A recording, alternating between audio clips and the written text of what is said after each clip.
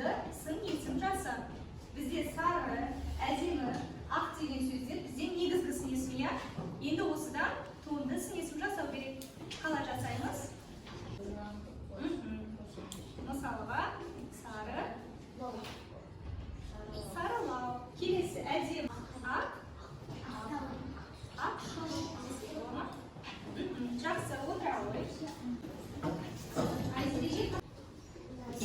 Сын есім, жақсы, отыра ғой.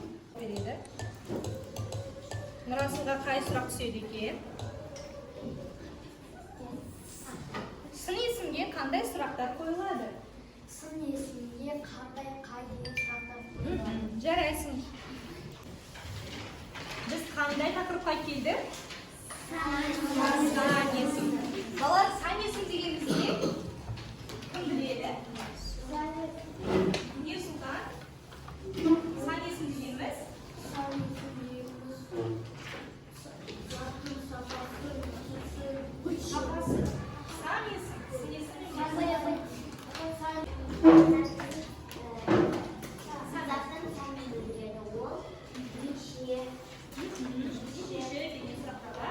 Жауап беремін, иә балалар?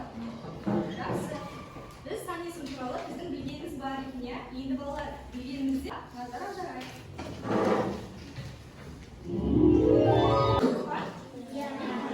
Демек, сан есім дегеніміз не екен балалар?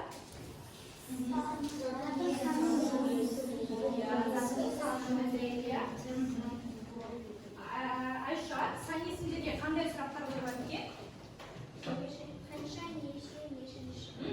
Жақсы. Енді сан есімдер нешеге бөлінеді екен? Қандай тұрады екен? Қандай? Және реттік сан есім. Отыра ғой.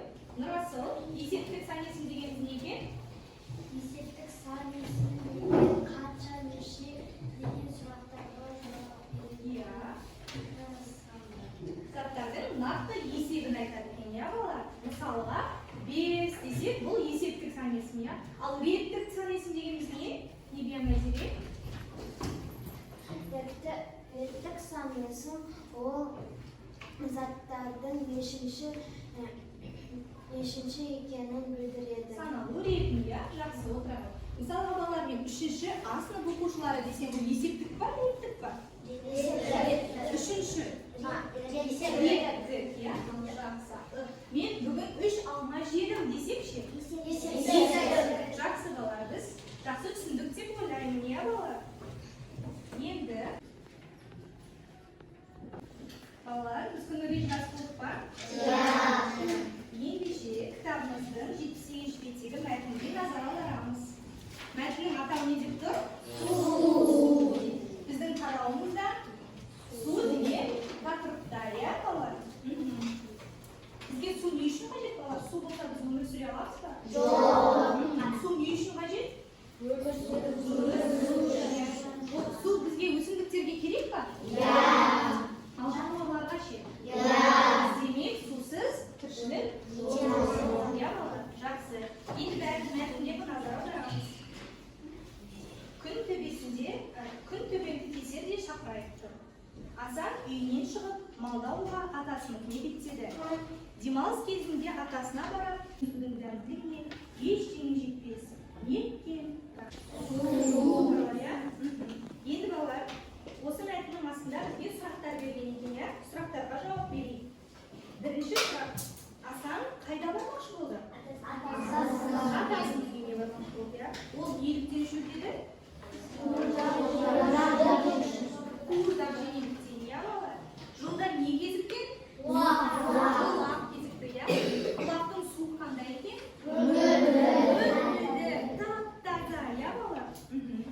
Бұлақтың суы неліктен ерекше болып көрінді? Жақсы балалар, біз бұл сұрақтарға жауап бердік, иә? Бізде келесі жаттығу кім жылдам дейді балалар?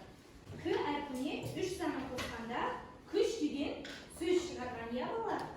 Бізде енді қандай тапсырмалар бар екен? Бірінші топтың тапсырмасын бірінші қатар, екінші топтың тапсырмасын екінші қатар, ал үшінші топтың тапсырмасын үшінші қатар орындайды. Кәне, кім жылдам екен көрейік? Қай қатар бірінші Yazadi ya. Kim o'qiydi? Adela o'qiydi ya.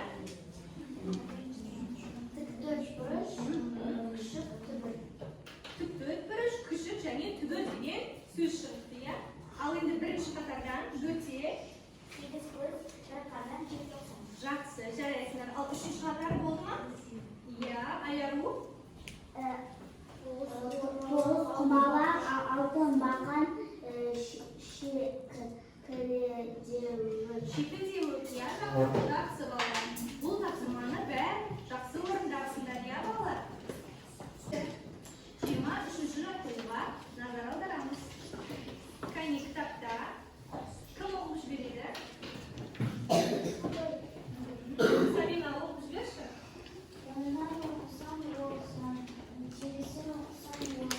Иә,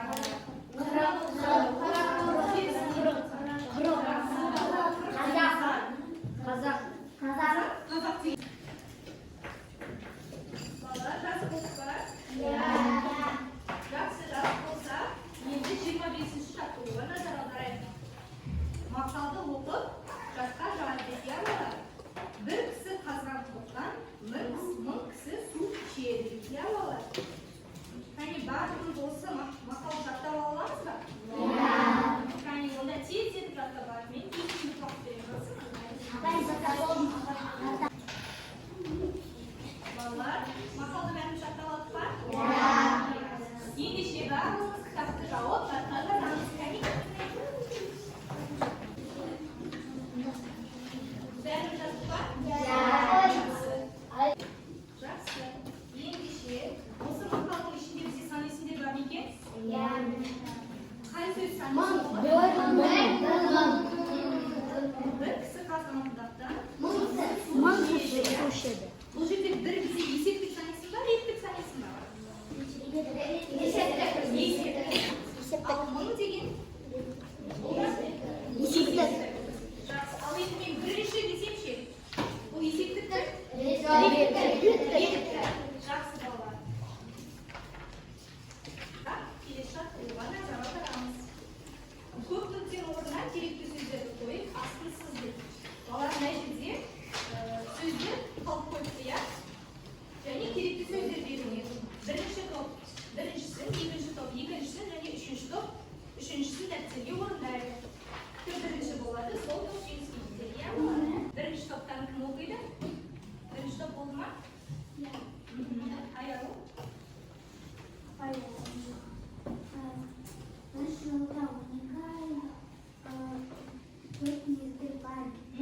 Келісеміз ба балалар?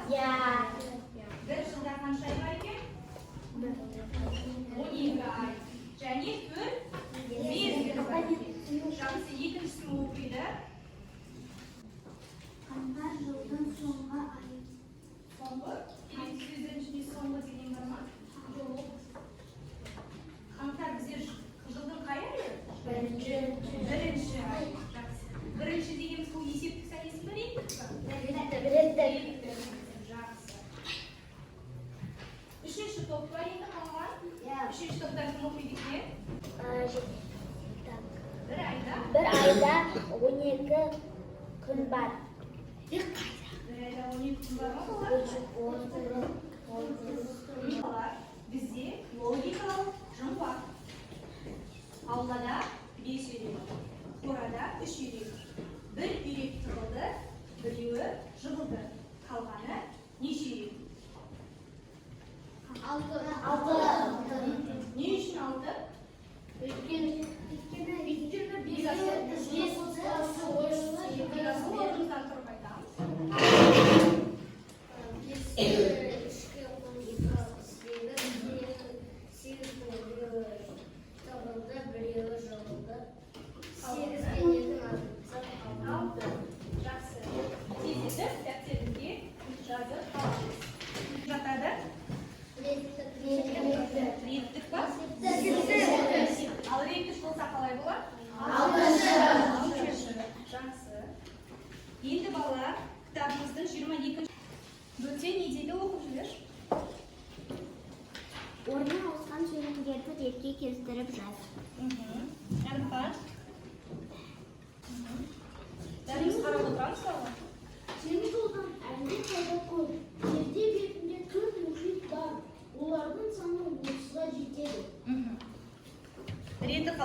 екен? Айша. Олардың саны ойынға екенін одан әлдеқайда көп. Жақсы. Бәріміз келісеміз бе? Нұрасыл келіспеймін дейді. Нұрасыл, сен өзіңнің жеке ойыңды айтасың ба? Жер бетінде 4 мұхит бар. Теңіз одан әлдеқайда көп. Олардың саны 30-ға жетеді. Оған келісеміз ба? Иә. Қайсыныкі дұрыс сонда? Нұрасылдікі дұрыс па? Жақсы. Нұрасылдікі дұрыс екен, иә? Бидасыл қандай санесі бар екен? 30 және 4. Бұлар қай санесінің түріне жатады? Есептік. Ал реттікке ауыстырғанда қалай болады? Жақсы, жарайсың. Енді тезірек ретімен дәптерімізге жазып, санесімді сызып көрсетеміз, иә болар?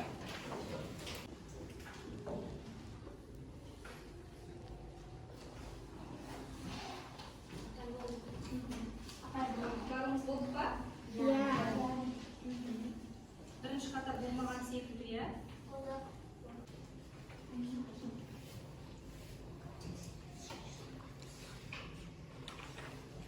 Әне барымыз болды қой, иә? Жақсы. Ендеше ой толғаныс, иә немесе жоқ. Үшіге әліби жауап береді, Саян жауап береді. 5 бұл есептік санесі. Келісеміз бе? Келісеміз. 6-шы сұраққа жауап береді, Иманғали жауап береді. 6-шы жап-жасыл бұл сан есім. Жап-жасыл деген бұл қай сөз табыш? Қайсына жатады? Сын есімге жатады. Жақсы балалар, сіздер түсінді деген ойдағы, иә балалар? Ендеше балалар, бүгін біз сабақта қандай тақырып өттік?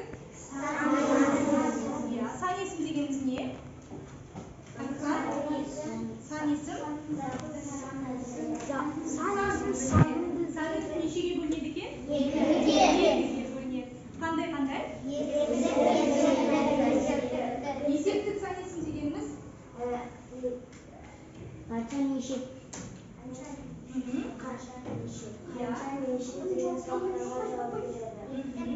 Мысалға? 3, 4, жақсы. Ал реттік сан есім дегеніміз Аяру? Реттік сан есім. Қандай сұрақтарға жауап береді? 5-ші. Мысал келтірші. 6-шы. 6-шы. Жақсы, жарайсыңдар. Енді балалар біз